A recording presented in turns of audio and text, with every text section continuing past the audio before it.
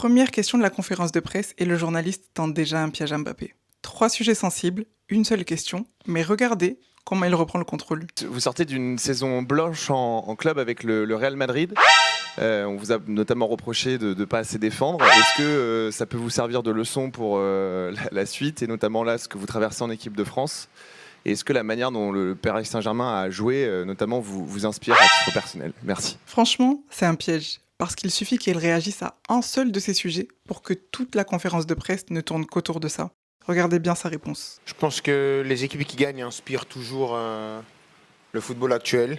Je pense que le monde du football est fait de culture d'instant et donc c'est toujours l'équipe qui gagne qui a raison. Vous avez remarqué?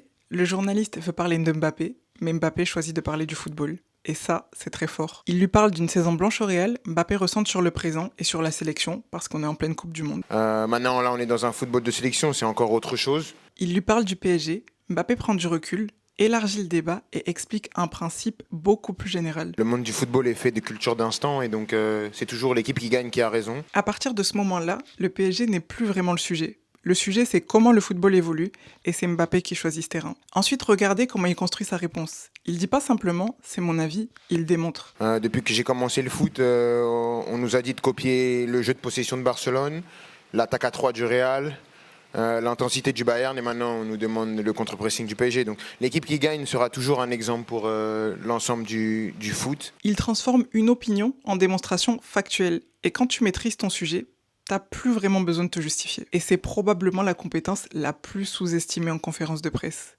Pas éviter une question, mais répondre à un niveau où elle ne peut plus te piéger. Alors s'il y a 3 choses à retenir de cette conférence de presse, la première, ne laisse pas quelqu'un choisir ton terrain de jeu. La deuxième, quand une question te piège, élargis-la au lieu de l'éviter. Et la troisième, plus tu maîtrises ton sujet, moins tu subis la pression.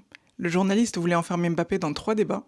Il a répondu sans entrer dans aucun. Ça demande beaucoup de lucidité. Et c'est peut-être aussi pour ça que Mbappé fait partie des meilleurs. Abonne-toi pour d'autres débriefs.